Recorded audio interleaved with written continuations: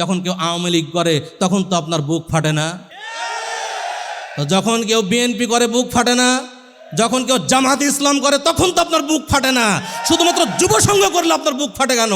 5 মাস 8 দিন পরে সুববান গঠনের মাধ্যমে আহলে হাদিসদের মধ্যে যে ঐক্য গড়ে উঠবে, এই ঐক্যের পথ বন্ধ করে দেওয়া হয়েছিল। সেই বৈঠকের মাধ্যমে যুব সংঘ প্রতিষ্ঠা লাভ করে। সেই বৈঠকের সভাপতিত্ব কে করেছিলেন? জবাব, জমিয়তে আহলে হাদিসের কেন্দ্রীয় সেক্রেটারি। বাংলাদেশ আহলে হাদিস যুব সংঘ আওয়ামী লীগ নয়, বাংলাদেশ আহলে হাদিস যুব সংঘ বিএনপি নয়, বাংলাদেশ আহলে হাদিস যুব সংঘ জামাত ইসলাম নয়, বাংলাদেশ আহলে হাদিস যুব সংঘ গণতান্ত্রিক কোনো সংগঠনের সাথে সামান্যতম সম্পর্ক রাখে না। বাংলাদেশ আহলে হাদিস যুব সংঘ হঠাৎ করে জেগে ওঠা ভুঁইফোড় কোনো সংগঠন নয়। আমরা কাদা ছোড়াছড়ি বন্ধ করি, সত্য ইতিহাসকে যেন আমরা গোপন না করি, সত্য ইতিহাস মানুষের সামনে প্রকাশ করি। আহলে হাদিস আন্দোলন বাংলাদেশ, আসুন পবিত্র কুরআন ও সহিহ হাদিসের আলোকে জীবন গড়ি। আসসালামু আলাইকুম ওয়া রাহমাতুল্লাহি ওয়া বারাকাতুহু। ইন্নাল হামদালিল্লাহ নাহমাদুহু ওয়া নাস্তাঈনুহু ওয়া নাস্তাগফিরুহু ওয়া নাউযু বিল্লাহি মিন শুরুরি আনফুসিনা ওয়া মিন সাইয়্যাতি আ'মালিনা। মান ইয়াহদিহিল্লাহু ফালা মুদিল্লা লাহু ওয়া মান ইউদ্লিল ফালা হাদিয়া লাহু ওয়া আশহাদু আন লা ইলাহা ইল্লাল্লাহু ওয়াহদাহু লা শারীকা লাহু ওয়া আশহাদু আন্না মুহাম্মাদান আবদুহু ওয়া রাসূলুহু। আম্মা বা'দ। নির্ভেজাল তাওহীদের ঝান্ডাবাহী এদেশের অনন্য যুব সংগঠন বাংলাদেশ আহলে হাদিস যুব সংঘের উদ্যোগে আয়োজিত আজকের এই কর্মী সম্মেলন 2025 এ উপস্থিত থাকবেন আজকের এই কর্মী সম্মেলনের মাননীয় প্রধান অতিথি আহলে হাদিস আন্দোলন বাংলাদেশের মোহতারাম আমিরে জামায়াত রাজশাহী বিশ্ববিদ্যালয়ের প্রবীণ প্রফেসর ডক্টর মোহাম্মদ আসাদুল্লাহ আল গালিব স্যার, এবং আরও উপস্থিত থাকবেন মজলিসে আমেলা সদস্যবৃন্দ, আরও উপস্থিত থাকবেন এবং আছেন বাংলাদেশ আহলে হাদিস যুব সংঘের কেন্দ্রীয় দায়িত্বশীল বৃন্দ, এবং উপস্থিত হয়েছেন বাংলাদেশের প্রত্যেকটি জেলা থেকে আগত বাংলাদেশ আহলে হাদিস যুব সংঘ এবং আহলে হাদিস আন্দোলন বাংলাদেশের সর্বস্তরের কর্মী ও দায়িত্বশীল বৃন্দ। সকলকে আন্তরিক ধন্যবাদ এবং মোবারকবাদ জ্ঞাপন করছি বাংলাদেশ আহলে হাদিস যুব সংঘের কেন্দ্রীয় কমিটির পক্ষ থেকে। আপনারা অনেক কষ্ট করে দূর দূরান্ত থেকে অনেক দূরের পথ পাড়ি দিয়ে এখানে উপস্থিত হয়েছেন। আমরা সকলের জন্য আল্লাহর কাছে দোয়া করি, আল্লাহ তাআলা আমাদের সকলের এই শ্রম, সকলের এই সময় ব্যয়কে আল্লাহ তাআলা যেন কবুল করেন, এটাই যেন জান্নাতের ওয়াসিলা হয়ে যায়। আহলে হাদিসরা যুগ যুগ ধরেই পবিত্র কোরআন এবং সহিহ হাদিসের প্রতিনিধিত্ব করে আসছে।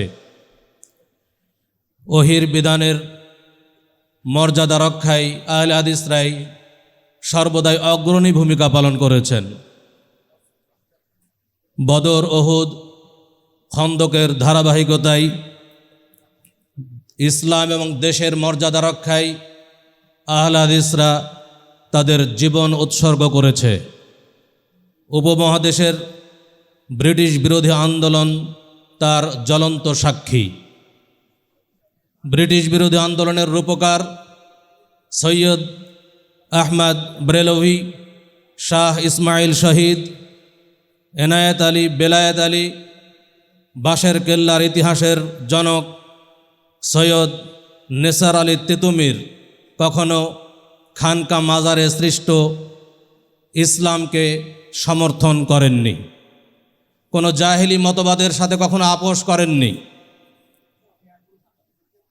ধর্মনিরপেক্ষতাবাদ, জাতীয়তাবাদ, গণতন্ত্র এবং সমাজতন্ত্রের সাথে তারা কখনো আপোষ করেননি। ইসলামের নামে সুফিবাদ, কাদিয়ানীবাদ, শিয়াবাদ এবং অন্যান্য বাতিল কোনো ভ্রান্ত আকিদার সাথে তারা আপোষ করেননি। কিন্তু দুঃখজনক হলেও সত্য যে পরবর্তীতে আহলে হাদিসদের এই ঐতিহাসিক সম্মান এবং ঐতিহ্য ক্ষুণ্ণ হতে শুরু করেছিল। আহলে হাদিসদের চেতনা স্রেফ আহলে হাদিসরাই ভুলতে বসেছিল। সালাতে রাফউল ইয়াদাইন, বুকের উপরে হাত বাঁধা, জোরে আমিন বলা আর পায়ে পা মেলানোই যেন আহলে হাদিসদের মূল কাজ ছিল। সম্মানিত উপস্থিতি, অন্যদিকে যখন মুসলিমদের মধ্যে একটা বড় অংশ যারা খানকা এবং মাজারে অবস্থিত বা খানকা এবং মাজারের মধ্যেই তারা তাদের ইসলামকে সীমাবদ্ধ করে ফেলেছিল, যখন কেউ দিন কায়েমের নামে মাযহাবী রাজনীতিতে ব্যস্ত ছিল, আবার কেউ যখন পাশ্চাত্যের সৃষ্ট ধর্মনিরপেক্ষতাবাদ, জাতীয়তাবাদ, সমাজতন্ত্র, গণতন্ত্র ইত্যাদি মতবাদের পেছনে ছুটছিল, এদেশের যুব সমাজ যখন এই সমস্ত বাতিল মতবাদের পেছনে ছুটছিল এবং এর মধ্যেই হাবুডুবু খাচ্ছিল, ঠিক তখনই উপমহাদেশের পবিত্র কোরআন এবং সহিহ হাদিস ভিত্তিক ইসলাম প্রতিষ্ঠার লক্ষ্যে ঢাকা বিশ্ববিদ্যালয়ের তৎকালীন ছাত্র মুহাম্মদ আসাদুল্লাহ আল গালিব এদেশের বুকে এদেশের দাওয়াতি ময়দানে আবির্ভাব ঘটে এবং সৃষ্টি করেন, তৈরি করেন বাংলাদেশ আহলে হাদিস যুব সংঘ। 1978 সালের 5ই ফেব্রুয়ারি থেকে আজকে 12 জুলাই 2025, এই 47 বছর 5 মাস 7 দিন আজকে এই তাওহীদের ঝান্ডা নিয়েই বাংলাদেশ আহলে হাদিস যুব সংঘ এই দেশের ময়দানে কাজ করছে। বাংলাদেশ আহলে হাদিস যুব সংঘ হঠাৎ করে জেগে ওঠা ভূঁইফোড় কোনো সংগঠন নয়, বরং বাংলাদেশ আহলে হাদিস যুব সংঘ নবী মুহাম্মদ সাল্লাল্লাহু আলাইহি ওয়াসাল্লামের যুগ থেকেই চলে আসে একটা আদর্শ।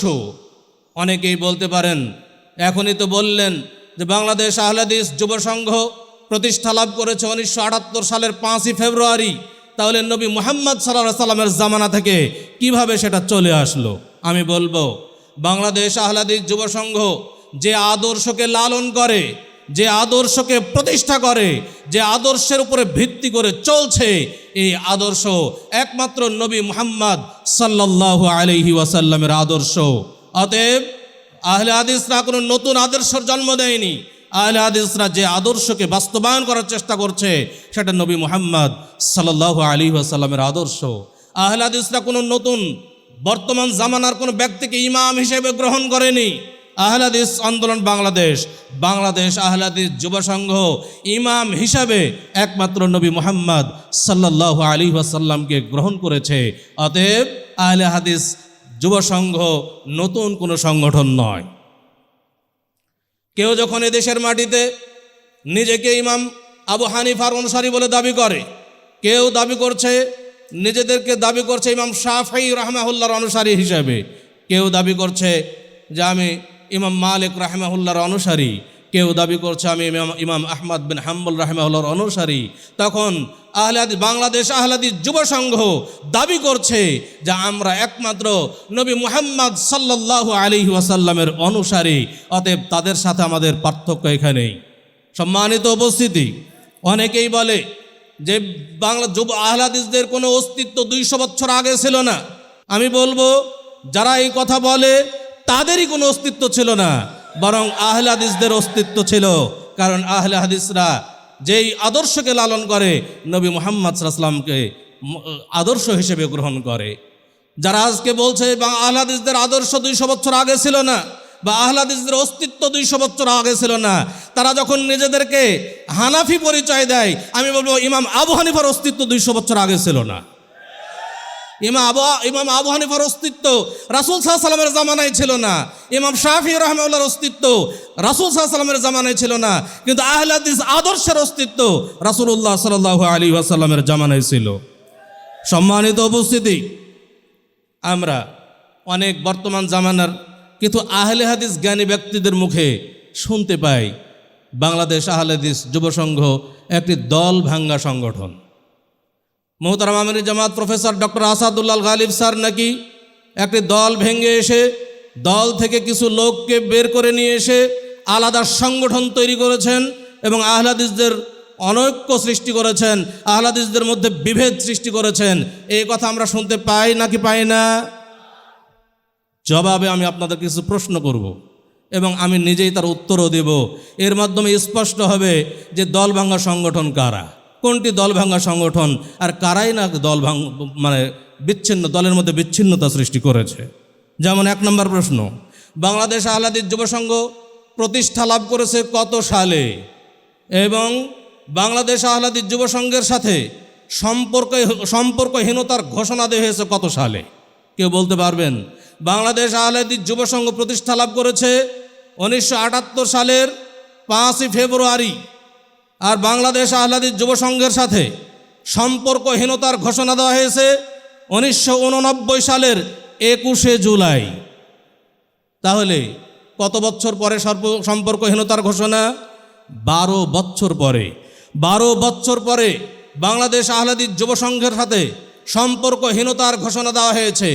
তাহলে বাংলাদেশ আহলে হাদিস যুব সংঘ ডক্টর গালিব স্যার তিনি কি বের হয়ে এসে প্রতিষ্ঠা করলেন, নাকি এটা আগে থেকেই ছিল?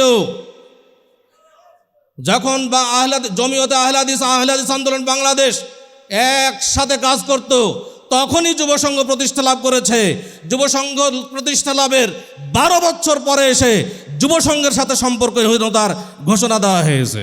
সম্মানিত উপস্থিতি, 2 নম্বর প্রশ্ন, যুব সংঘ প্রতিষ্ঠা লাভ করেছে কোথায়? জায়গাটি কোন জায়গা ছিল? উত্তর, যাত্রাবাড়ি মোহাম্মদিয়া আরাবিয়া মাদ্রাসার মসজিদে। আচ্ছা বলুন তো, এই জায়গা এটা কি আহলে হাদিস আন্দোলনের মার্কাজ না জমিয়তে আহলে হাদিসের মার্কাজ? তাহলে যুব সংঘ যদি পরে প্রতিষ্ঠা হয়, তাহলে জমিয়তের মার্কাজে কি যুব সংঘ প্রতিষ্ঠা লাভ করেছে? এই কথা কি সত্য হতে পারে? কখনোই নয়।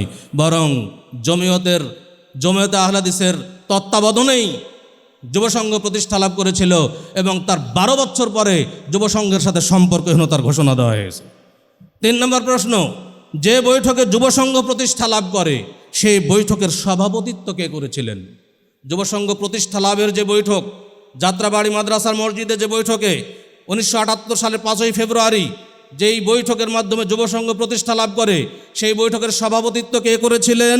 জবাব, জমিয়তে আহলে হাদিসের কেন্দ্রীয় সেক্রেটারি আব্দুর রহমান BA-BT হাফিজ রাহিমাহুল্লাহ।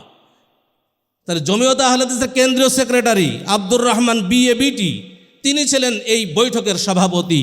অতএব বাংলাদেশ আহলে হাদিস যুব সংঘ পরে এসে নতুন করে জেগে ওঠেনি, বরং জমিয়তে আহলে হাদিস এর তত্ত্বাবধানেই যুব সংঘ প্রতিষ্ঠা লাভ করে।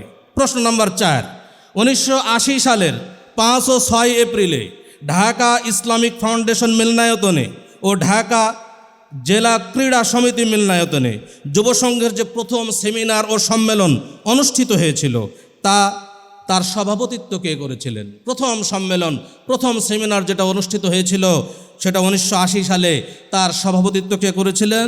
জবাব, ডক্টর বারি স্যার, ডক্টর আব্দুল বারি স্যার তিনি এই প্রথম সম্মেলনের সভাপতি হিসেবে নিযুক্ত ছিলেন। প্রশ্ন নম্বর 5, 1981 সালে গঠনতন্ত্রে বাংলাদেশ আহলে হাদিস যুব সংঘের যে গঠনতন্ত্র, সেই গঠনতন্ত্রের প্রথম সংস্করণ প্রকাশিত হয়েছিল, তা কার কর্তৃক প্রকাশিত হয়েছিল? জবাব, ডক্টর আব্দুল বারি স্যার কর্তৃক Al Hadis printing and publishing house 98 Nawabpur road Dhaka 1 হতে মুদ্রিত। তাহলে যুব সংঘের যে গঠনতন্ত্রের প্রথম সংস্করণ সেটাও কিন্তু ডক্টর আব্দুল বারি স্যার কর্তৃকই মুদ্রিত ছিল। প্রশ্ন নম্বর 6, উক্ত গঠনতন্ত্র বাংলাদেশ আহলে হাদিস যুব সংঘের গঠনতন্ত্রের প্রথম অধ্যায়ের ধারা 1-এ এই সংগঠনের নামকরণ কি করা হয়েছিল? জবাব, বাংলাদেশ আহলে হাদিস যুব সংঘ।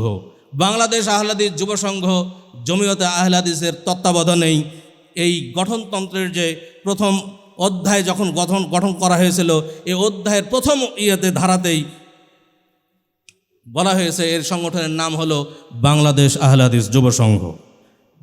প্রশ্ন নম্বর 7, 1989 সালের 21শে জুলাই যখন জমিয়তে আহলে হাদিস সম্পর্কহীনতার ঘোষণা দিল বাংলাদেশ আহলে হাদিস যুব সংঘের সাথে, তখন কি ব্যক্তি ডক্টর গালিব স্যারের সাথে সম্পর্কহীনতার ঘোষণা দিয়েছিল, না বাংলাদেশ আহলে হাদিস যুব সংঘের সাথে সম্পর্কহীনতার ঘোষণা দিয়েছিল? ব্যক্তি ডক্টর গালিব স্যারের সাথে নাকি বাংলাদেশ আহলে হাদিস যুব সংঘের সাথে? জবাব, বাংলাদেশ আহলে হাদিস যুব সংঘের সাথে সম্পর্কহীনতার ঘোষণা দিয়েছিল। আমি বলবো যে ওই সময় যদি ডক্টর গালিব স্যার আসলেই দোষী হয়ে থাকতেন, তাহলে ডক্টর গালিব স্যারের সাথে সম্পর্কহীনতার ঘোষণা দেওয়া দরকার ছিল। যুব সংঘ কি দোষ করেছিল? যুব সংঘ একটা দলের সাথে যখন সম্পর্কহীনতার ঘোষণা দেয়, তখন কি এই বিভক্তি তাহলে কার দ্বারা সৃষ্টি হয়েছে এটা আপনারা বুঝতে পারছেন নিশ্চয় ইনশাআল্লাহ। সম্মানিত উপস্থিতি, প্রশ্ন নম্বর 8, যখন বাংলাদেশ জমিয়তে সুববান গঠন হলো, এটাও একটা জমিয়ত আহলে হাদিসের আন্ডারে যুবকদের নিয়ে একটি সংগঠন হলো। যুব সংঘ ছিল যুবকদের নিয়ে একটা সংগঠন, আবার সুববান গঠিত হলো। আচ্ছা, বাংলাদেশ আহলে হাদিস যুব সংঘের সাথে সম্পর্কহীনতার ঘোষণা দেওয়া হলো 1989 সালের 21শে জুলাই। আর জমিয়তে সুববান গঠন হলো কত সালের কত তারিখে? কে বলতে পারবেন? জমিয়তে সুববান গঠন হলো 1989 সালের, একই সালেরই 28 ডিসেম্বর। 28 ডিসেম্বর। দেখেন, একই সালে মাত্র 5 মাস 8 দিন পরে যুব সংঘের সাথে সম্পর্কহীনতার মাত্র 5 মাস 8 দিন পরে জমিয়তে সুববান গঠন হলো। আমি বলবো বাংলাদেশ আহলে হাদিস যুব সংঘের সাথে সম্পর্কহীনতা ঘোষণার পরে মাত্র 5 মাস 8 দিন পরে 5 মাস 8 দিন পরে সুববান গঠনের মাধ্যমে আহলে হাদিসদের মধ্যে যে ঐক্য গড়ে উঠবে, এই ঐক্যের পথ বন্ধ করে দেওয়া হয়েছিল। ঐক্যের কোনো পথ রাখা হয়নি এবং সেটা স্থায়ীভাবে বিভক্তির সৃষ্টি করা হয়েছিল। সম্মানিত উপস্থিতি, প্রশ্ন নম্বর 9, জমিয়ত কেন সম্পর্কহীনতার ঘোষণা দিল? এটা অনেকের মনে প্রশ্ন জাগতে পারে যে এমনিতেই তো সম্পর্কহীনতার ঘোষণা দেয় না, অবশ্যই কিছু কারণ থাকবে। কেন বাংলাদেশ আহলে হাদিস যুব সংঘের সাথে জমিয়তে আহলে হাদিস সম্পর্কহীনতার ঘোষণা দিল? তারা যেটা প্রকাশ করেছে তাদের সাপ্তাহিক আরাফাতে, তারা 4টি কারণ বা 3টি কারণ উল্লেখ করেছে। 3টি কারণে যুব সংঘের সাথে সম্পর্কহীনতার ঘোষণা। 1, ব্যস্ততা, অর্থাৎ ডক্টর গালিব স্যার নাকি ব্যস্ততার কারণে তাকে দেওয়ার সংগঠন চলে না। 2, আর্থিক হিসাব না দেওয়া, ডক্টর গালিব স্যার নাকি আর্থিক হিসাব দেননি, বারবার হিসাব চেয়েও হিসাব দেননি, এই একটা অভিযোগ খাড়া করেছে। 3, জমিয়তের সাথে নিয়মিত সম্পর্ক বজায় না রাখা, ডক্টর গালিব স্যার নাকি জমিয়তে আহলে হাদিসের সাথে নিয়মিত সম্পর্ক বজায় রাখতেন না। এই 3টি কারণ উল্লেখ করা হলো। প্রথম 1 নম্বর কথা বলবো যে এই যে 3টি কারণ, এই 3টি কারণ কি এটা ব্যক্তিগত কারণ না সাংগঠনিক কারণ? এই 3টি কারণ যদি সত্য ধরে নিই 1 সেকেন্ডের জন্য, তাহলে এটা একটা ব্যক্তিগত কারণ ছিল।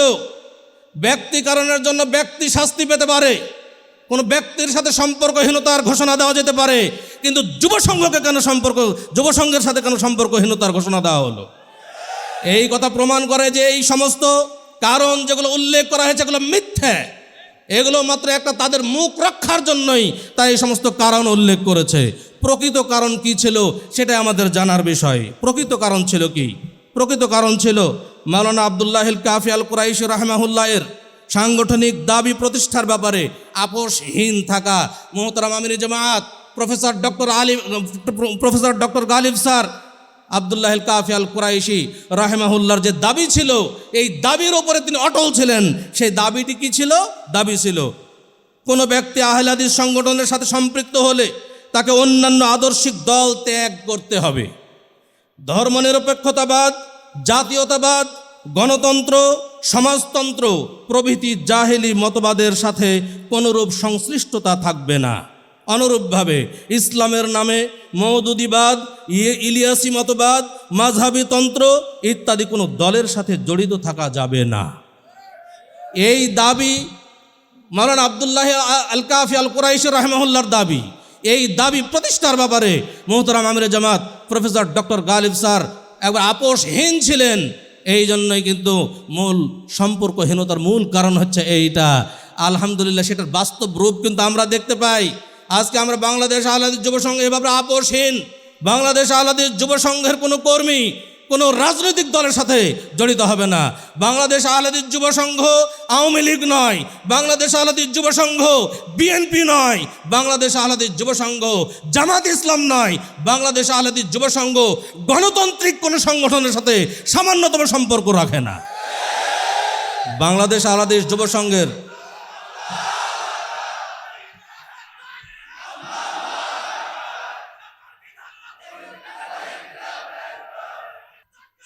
সম্মানিত উপস্থিতি, অনেকেই বলে বাংলাদেশের সকল ঘরানার আহলে হাদিসকে এক মঞ্চে দেখা যায়, শুধুমাত্র বাংলাদেশ আহলে হাদিস যুব সংঘ ও আহলে হাদিস আন্দোলনকে দেখা যায় না। এর কারণেই তো আজকে আহলে হাদিসদের মধ্যে ঐক্য হচ্ছে না। তাদের দাবি হলো আহলে হাদিস আন্দোলন বাংলাদেশ, বাংলাদেশ আহলে হাদিস যুব সংঘের কারণেই ঐক্য হচ্ছে না, কারণ সবাই এক মঞ্চে যায়, কিন্তু আহলে হাদিস আন্দোলন বাংলাদেশ, বাংলাদেশ আহলে হাদিস যুব সংঘ তাদের মঞ্চে উপস্থিত হয় না। জবাবে আমি বলবো, আদর্শিক ঐক্য ছাড়া কোনো ঐক্য সম্ভব নয়। আপনার সাথে আমার আদর্শের মিল নাই, ঐক্য কিভাবে হবে? একই মঞ্চে উঠে আপনি গণতন্ত্রের পক্ষে কথা বলবেন, একই মঞ্চে উঠে গণতন্ত্রের দাবি তুলবেন, একই মঞ্চে উঠে আমি গণতন্ত্রের বিপক্ষে কথা বলবো, একই মঞ্চে উঠে আপনি সংগঠনকে হারাম ফতোয়া দিবেন, আর আমি একই মঞ্চে উঠে সংগঠনের গুরুত্ব বর্ণনা করব। এই ধরনের খিচুড়ি মার্কা ঐক্যে আহলে হাদিস আন্দোলন বাংলাদেশ, বাংলাদেশ আহলে হাদিস যুব সংঘ বিশ্বাস করে না। সম্মানিত উপস্থিতি, আমরা বাংলাদেশ আহলে হাদিস যুব সংঘের পক্ষ থেকে আহলে হাদিসদের মধ্যে ঐক্যের যত চেষ্টা চালানো হয়েছে, অন্য কারো পক্ষ থেকে এত চেষ্টা চালানো হয়নি। তার প্রমাণ আমি আপনাদেরকে পেশ করছি। বাংলাদেশ আহলে হাদিস যুব সংঘ প্রতিষ্ঠা লাভ করলো 1989 সালের 21 বাংলাদেশ আহলে হাদিস যুব সংঘের সাথে জমিয়তে আহলে হাদিস সম্পর্কহীনতার ঘোষণা দিল 1989 সালের 21 জুলাই। আর আহলে হাদিস আন্দোলন বাংলাদেশ প্রতিষ্ঠা লাভ করলো 1994 সালের 23 সেপ্টেম্বর। এই যে 5.5 বছর ওয়েট করলেন, প্রথমত এই ওয়েট করার পেছনে কারণ হলো সবসময় এক হতে চেয়েছিলেন, আবার নতুন কোনো সংগঠন না তৈরি হোক।